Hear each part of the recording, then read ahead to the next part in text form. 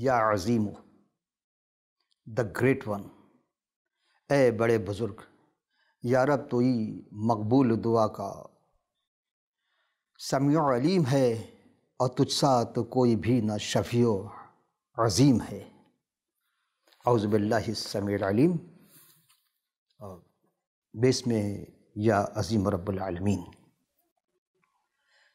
وعد اللہ الذین آمنوا وعملوا الصالحات لہم مغفرۃ واجر عظیم، صدق اللہ العلی العظیم۔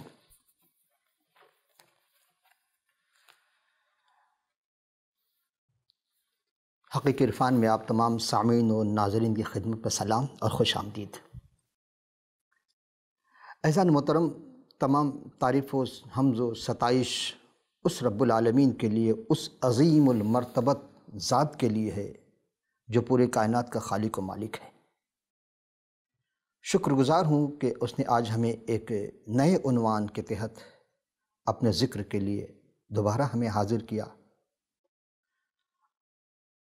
حقیقی عرفان میں اسماء الحسنہ یعنی مظہر صفات خداوندی میں آج جس اسم کا ہم ذکر سیکھنے جا رہے ہیں وہ ہے یا عظیمو، اے بزرگ برتر، بہت بڑے بزرگ۔ اور یہ جو آیہ کریمہ ہے سورہ پارہ 6 سورہ مائدہ 5واں سورہ ہے اور آیت نمبر 9، وعد اللہ الذین آمنوا وعملوا الصالحات، جو لوگ ایمان لائے اور نیک عمل کرتے ہیں رہے، لہم مغفرۃ واجر عظیم، ان سے اللہ نے وعدہ فرمایا ہے کہ ان کے لیے بخشش اور اجر عظیم ہے۔ اعزان محترم، اجر عظیم یعنی بہت بڑا اجر ہے۔ عام طور پر لوگ ثواب کو بھی، اجر کو بھی ثواب کے نگاہ سے دیکھتے ہیں۔ دیکھیں، اجر اور ثواب میں فرق ہے۔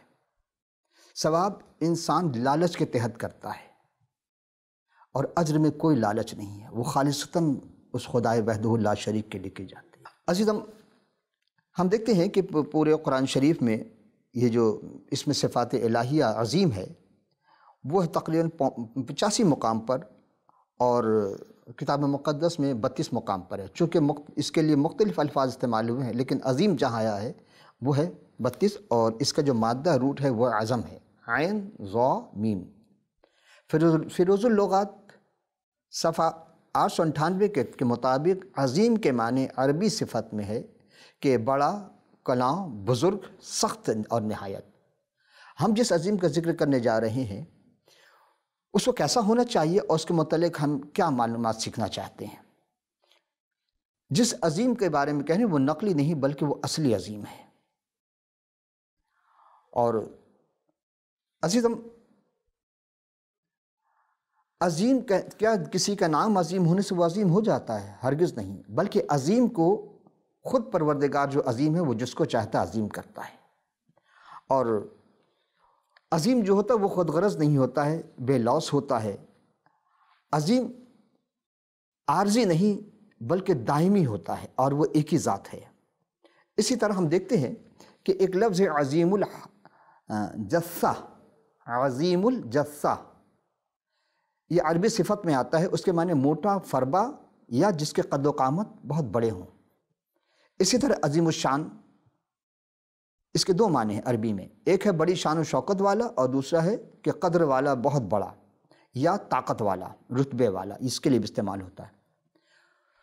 تو وہ ذات جو قدوس ہے وہی ذات عظیم ہے، وحدہ لا شریک ہے، اور وہ ایسا عظیم ہے کہ ہر زمانے کے لیے عظیم ہے۔ ایسا نہیں کہ ماضی میں نہیں تھا اور وہ مستقبل میں نہیں ہوگا، حال میں نہیں، اس کے پاس تمام چیز جو ہے، حال، ماضی، مستقبل ہم انسان کے لیے ہے، اس کے لیے تمام حال ہی حال ہے اور وہ ہر زمانے میں عظیم ہے، اور ایسا عظیم ہے کہ اس جیسا کوئی عظیم نہیں، اس کا کوئی مقابلہ نہیں کر سکتا۔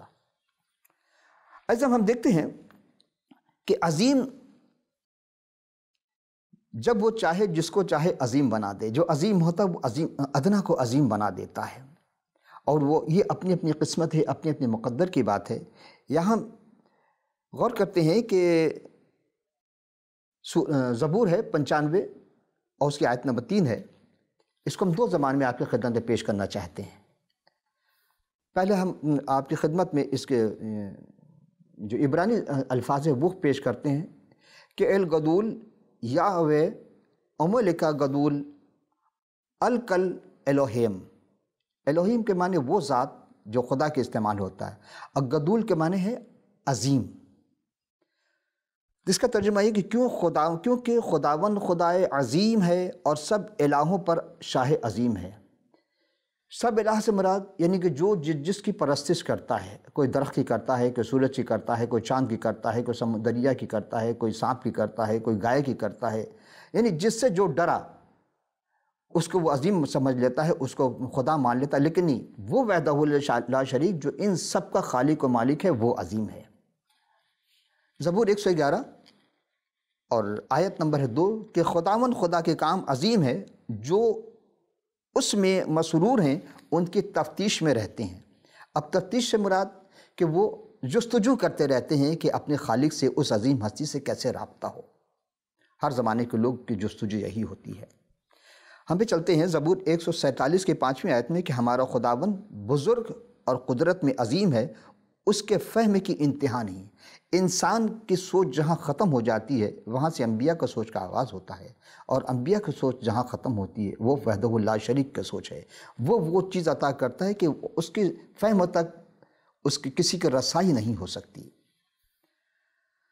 ایسے ہم دیکھتے ہیں کہ تواریخ، دوسرا تواریخ ہے، اس کی دوسرے باب کی 5ویں آیت، اور میں جو گھر بنانے کو ہوں عظیم الشان ہوگا، کیونکہ ہمارا خدا سب معبودوں پر سے عظیم ہے۔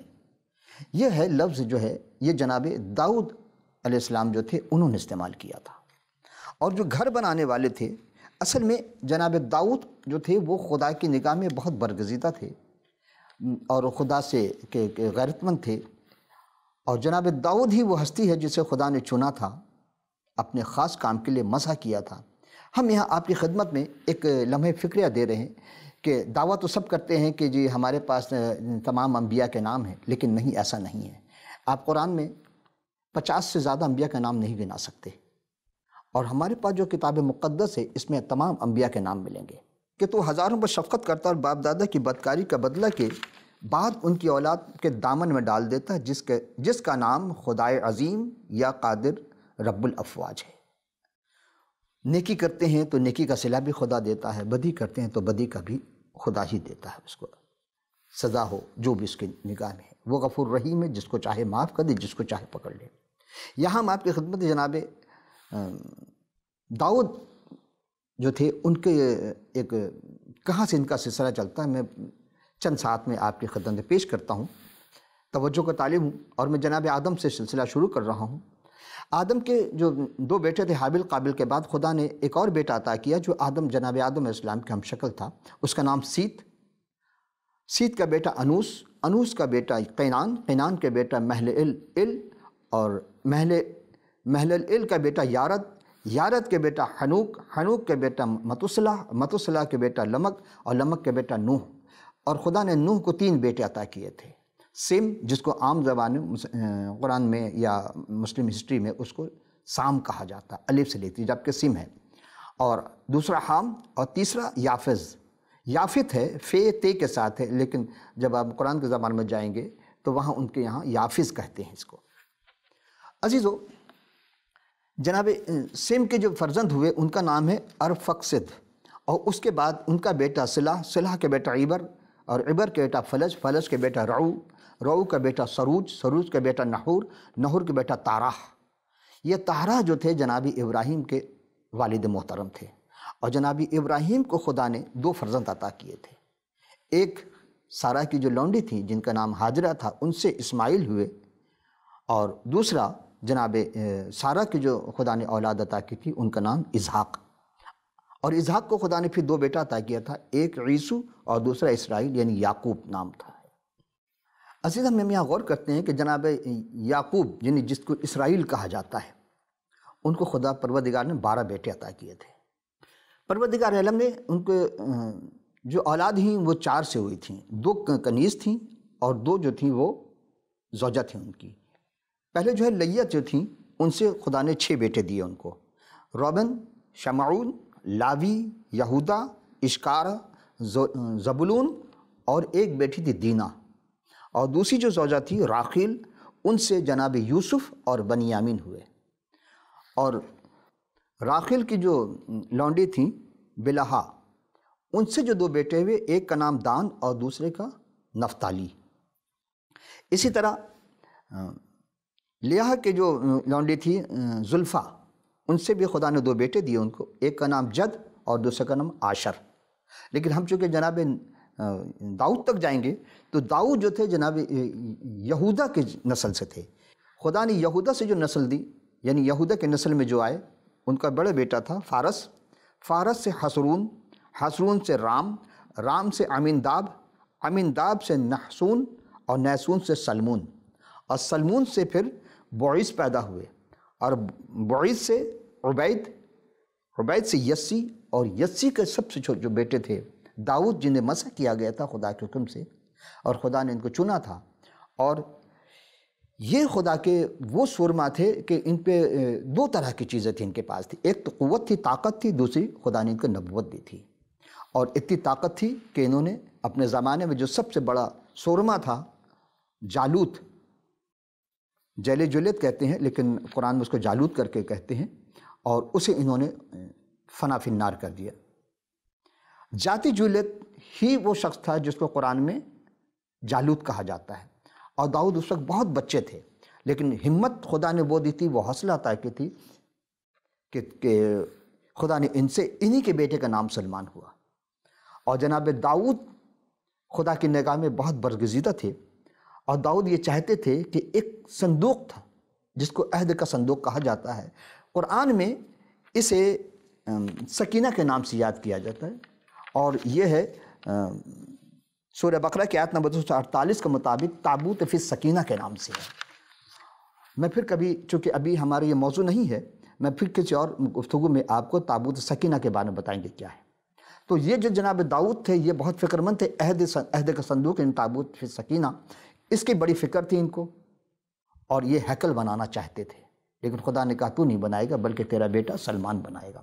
یہ جناب داؤد کہ خدا نے ان کو وہ عظیم قوت، عظیم ہمت، عظیم حوصلہ عطا کی تھی، اور انہیں جو بیٹا عطا کیا تھا سلمان، وہ بھی عظیم۔ عزیز، اب ہم غور کرتے ہیں کہ ایک آیت کی یہاں ہم دیکھتے ہیں کہ جناب یرمیہ نبی کا صحیفہ ہے، اور اس کی 45ویں باب کی 5ویں نمبر آیت ہے، اور کیا تو اپنے لیے امور عظیم کی تلاش میں ہے؟ ان کی تلاش چھوڑ دے، کیونکہ خداوند فرماتا ہے دیکھ میں تمام بشر پر بلا نازل کروں گا، لیکن جہاں کہیں تو جائے تیری جان تیرے لیے غنیمت ٹھہراؤں گا۔ خدا جس کا ہو جاتا ہے یا جو خدا کا بندہ بن جاتا ہے، خدا اس کے لیے اس کی ہر آفت مصیبت سے اس کو بچاتا ہے، لیکن کبھی کبھی اس کو آزمانے کے لیے بھی چھوڑتا ہے۔ عہدے ایسے نہیں ملتے ہیں بلکہ آزمائش لازمی ہے۔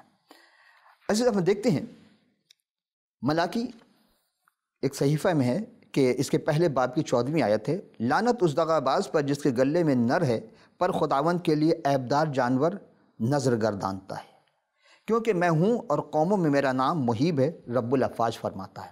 دیکھیں یہاں عیبدار جانور سے کیا مراد؟ میں دیکھتا ہوں کہ بہت سارے لوگ عید قربہ، یہ جسے بقرعید کہتے ہیں یا عید الاضحیٰ کہتے ہیں، جانور لاتے ہیں لیکن وہ آختہ کیا ہوا ہوتا ہے، یعنی نر بھی نہیں ہے وہ اور مادہ بھی نہیں ہے، بلکہ وہ درمیانی شکل ہوتی ہے، اس کو آختہ کر دیتے، خصی کر دیتے ہیں، وہ خدا کی بارگاہ پیش کرتے ہیں۔ وہ کہتے ہیں جس کا گوشت بہت لذیذ ہوتا ہے، تو اس کا مطلب ہے گوشت کھانے کی نیت ہے، خدا کی بارگاہ میں نظر کرنے کی نیت ہے، اور ایک نیت ہی تو ہے جو اس کی بارگاہ میں پہنچتی ہے۔ عزیزو، اس میں بہت ساری باتیں ہم آپ کی خدمت میں پیش کرتے چلتے، لیکن یہ ایک آیت ہے سورہ یونس، 10واں سورہ ہے، اور اس کی آیت نمبر 64 ہے، لَهُ الْبُشْرَى فِي الْحَيَاةِ الدُّنْيَا وَفِي الْآخِرَةِ لَا تَبْدِيلَ لِكَلِمَاتِ اللَّهِ ذَلِكَ هُوَ الْفَوْزُ الْعَظِيمُ۔ ترجمہ ہے فتح محمد جالین صاحب کا، اور صفحہ ہے 272 میں، کہ ان کے لیے دنیا کی زندگی میں بھی بشارت ہے اور آخرت میں بھی بشارت ہے، اللہ کی باتیں بدلتی نہیں، یہی تو بڑی کامیابی ہے، یعنی خدا کی باتیں کبھی بدل نہیں، لا کلمۃ اللہ تبدیلا۔ اب کلمہ کیا ہے؟ پھر ایک اور آیت ہے، زحمت سماعت دے رہا ہوں آپ کو، اور یہ پارہ 27 سورہ واقعہ 56واں سورہ ہے، اور آیت ہے 95 اور 96، ان ھذا لہو حق الیقین فسبح باسم ربک العظیم۔ اس کا ترجمہ انہوں نے فتح محمد جالین صاحب نے اپنے صفحہ نمبر اسی سورہ میں کیا ہے صفحہ 767 میں، ان ھذا لہو الحق الیقین، یہ بات واقعی یقینی ہے، فسبح باسم ربک العظیم، اے نبی تو اپنے پروردگار عظیم کے نام کی تسبیح کرتے رہو۔ بالکل اسی سے تھوڑی سی تبدیلی کے ساتھ ایک اور آیت ہے جو ہے 29واں پارہ سورہ الحاقیہ، اس کے 70واں سورہ ہے، آیت نمبر ہے 51-52، وَإِنَّهُ لَحَقُّ الْيَقِينِ، وہاں ان ھذا لہو الحق الیقین، یہاں ہے انہ لحق الیقین، فسبح باسم ربک العظیم، فسبح باسم ربک العظیم، یعنی اور کچھ شک نہیں کہ یقین کرنے کے لائق ہے، سو تم اپنے پروردگار عظیم کے نام کی تسبیح کرتے رہو۔ یہاں سوال ہوتا ہے تسبیح کیا ہے؟ عزیزم ہم دیکھتے ہیں تسبیح وہ بات جو انسان کسی پریشانی میں ہوتا ہے، اور جب وہ پریشانی میں ہوتا ہے تو اپنی پریشانی کے نجات کے لیے کسی نہ کسی کے پاس، فقیر کے پاس، کسی درویش کے پاس، کسی اللہ والے کے پاس، کسی عالم کے پاس، یعنی جس سے جس کا تعلق ہوتا ہے اس کے پاس جاتا اور کہتا جی یہ پریشانی ہے بتائیں، تو وہ کوئی اسم کوئی آیت دے دیتے ہیں پڑھنے کے لیے، اس کو پڑھتے رہو، 1,00,000 دفعہ پڑھو یا 1,25,000 پڑھو یا 70,000، جیسی اس کی کوانٹٹی وہ بتاتے وہ پڑھنی پڑتی ہے۔ ایک زمانے میں بھی چونکہ اس طرف تھا تو میں بھی اس چیز کو آزماتا تھا کہ ساری جو ہے وہ بات ہماری کہاں اس آیت یا اس لفظ پر ہے، اس ذات وحدہ لا شریک سے عقیدہ ہٹ جاتا ہے۔ اب وہ تسبیح لیے ہوئے ہے، سارا ذہن میں پریشانی ہے کہ بس وہ اس کے رٹا لگائے چلے جا رہے ہیں، بڑی تیزی سے پڑھتی ہے، چونکہ کوانٹٹی پوری کرنی پڑتی ہے، اور جہاں کوانٹٹی کی بات ہے تو وہاں کوالٹی نہیں ہوتی ہے، کوالٹی اصل ہے، خدا کوالٹی کو دیکھتا ہے، کوانٹٹی کو نہیں دیکھتا۔ اب ہم دیکھتے ہیں کہ اس تسبیح میں جو بھی چیز پڑھی جاتی ہے اس کا نتیجہ کیا نکلتا ہے، جا کے خدا رحیم ہے، غفور ہے، وہ خطاؤں کو معاف کرنے والی ذات ہے، وہ کچھ رحم کرتا ہر بندے پر، وہ سب پر رحم کرتا رہتا ہے۔ تو پھر کیا ہوتا ہے کہ اس رب عظیم جب دیکھتا ہے کہ اس کے اسم کی ذات کی صفات کی تسبیح پڑھی جا رہی ہے تو بہت مہربان ہوتا اور اس مسئلے کو اس کا حل کر دیتا۔ پھر کیا ہوتا ہے، وہ تسبیح کہاں اور وہ نمازیں کہاں اور وہ مصلی کہاں، ساری چیز پرے رکھ دی جاتی ہے، اور پھر وہی دنیا داری میں لوگ گھر جاتے ہیں۔ جبکہ عزیزم جب ہم دیکھتے ہیں تو جناب مسیح کی تعلیم سب سے مختلف ہم پاتے ہیں۔ کیوں؟ اس لیے کہ مسیح وہ ہستی ہیں کہ انہوں نے کبھی نہیں کہا کہ یہ پڑھو، یہ کر لو، توبہ کرو، استغفار کر لو، نہیں، وہ جو بھی بندہ اس کے ایمان کے مطابق دیتے تھے ویسی شفا مل جاتی تھی اس کو۔ یہ ہے معجزہ جناب مسیح کا، بلکہ وہ منادی کرتے پھرتے تھے، خدا وحدہ اللہ شریک کے بارے میں بتاتے پھرتے تھے، اور بتاتے تھے کہ وہی ہے کہ جب ہم کسی مصیبت میں گر جاتے ہیں تو کہا کہ کب تک تم مصیبت میں، کب تک میں تمہارے ساتھ دوں گا، تمہیں ابھی تک ایمان میں کامل نہ ہو سکے، اور مسیح میں چاہتے تھے کہ سب ایمان میں کامل ہو جائیں، اس لیے کہ وہ کامل ایمان والے تھے، وہ ایمانی ایمان تھا، جو ان پر ایمان لے آتا تھا وہ اسے وہ کامل بنا دیتے تھے۔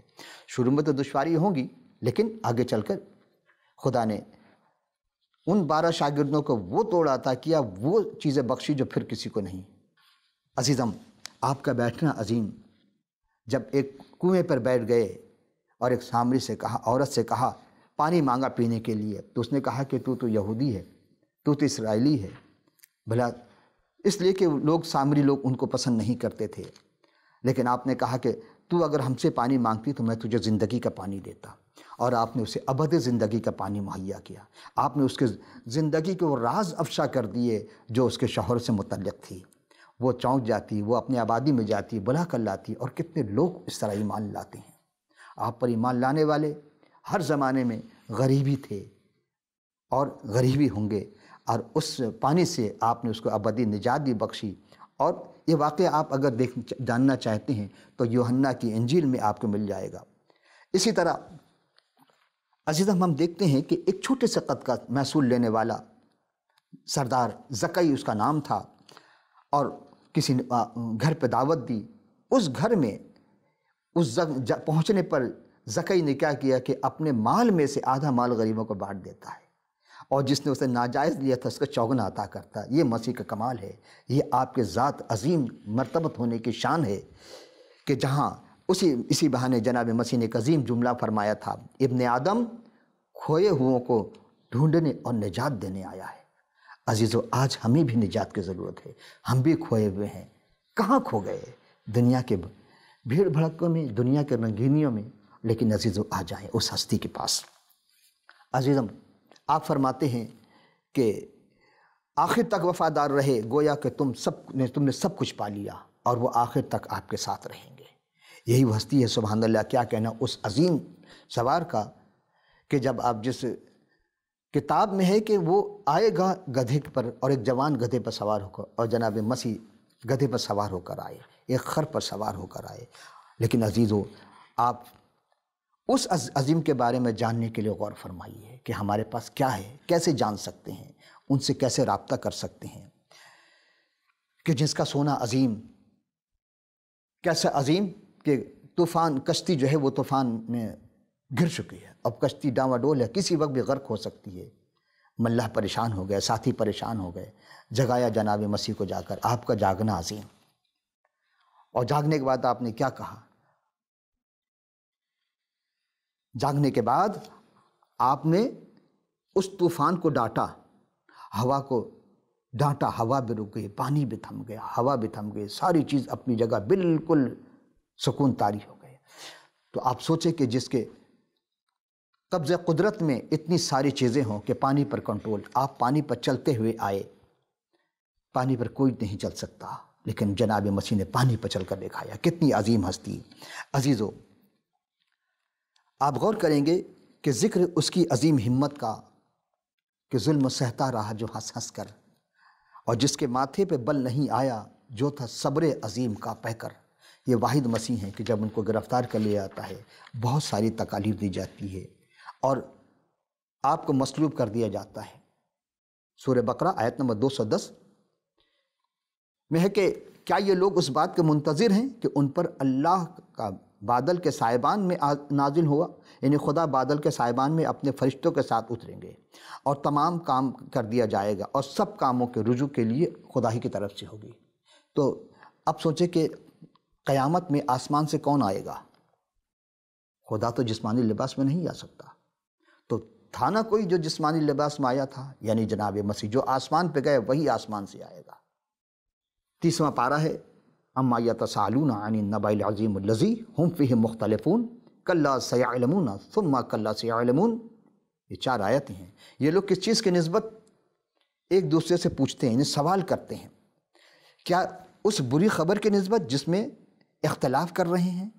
وہ عنقریب دیکھیں گے، پس وہ عنقریب دیکھیں گے، یعنی قیامت جب ہوگی، اور جب آپ آئیں گے تو وہ سارے لوگ دیکھیں گے جناب مسیح کو۔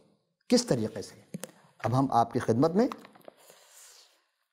اعمال کی کتاب ہے، اور اس کے پہلے باب کی ہم آخری زحمت سماعت آپ کو دے رہے ہیں، اور یہ آیت ہے 6 آیت سے، اور اس نے ان سے کہا، ان وقتوں میں میعادوں کا جاننا جنہیں باپ نے اپنے ہی اختیار میں رکھا ہے، تمہارا کام نہیں، لیکن جب روح القدس تم پر نازل ہوگا تو تم قوت پاؤ گے۔ یہ اس وقت کی بات ہے جناب مسیح جب دوبارہ زندہ ہوئے اور پھر اپنے شاگردوں سے ملے، اور آسمان پہ جانے سے پہلے کی باتیں بتا رہا ہوں۔ لیکن جب روح القدس تم پر نازل ہوگا تو تم قوت پاؤ گے، اور یروشلیم اور تمام یہودیہ اور سامریہ میں بلکہ زمین کی انتہا تک میرے گواہ ہوگے، یعنی کہ پوری کائنات میں لوگ، پورے زمین پر لوگ گواہ ہوں گے قیامت تک۔ یہ کہہ کر ان کے دیکھتے دیکھتے اوپر اٹھا لیا گیا، اور بدلی نے اسے ان سے نظروں سے چھپا لیا، اور اس کے جاتے وقت جب وہ آسمان کی طرف غور سے دیکھ رہے تھے تو دیکھو 2 مرد سفید پوشاک پہنے ان کے پاس آ کھڑے ہوئے، اور کہنے لگے، اے گلیلی مردو، تم کیوں کھڑے آسمان کی طرف دیکھتے ہو؟ یہی یسوع جو تمہارے پاس سے آسمان پر اٹھایا گیا ہے، اسی طرح پھر آئے گا جس طرح تم نے اسے آسمان پر جاتے ہوئے دیکھا ہے۔ عزیزو، ہم نے قرآن کی آیت پیش کر دی، اور انجیل کی سے بھی آیت پیش کر دی۔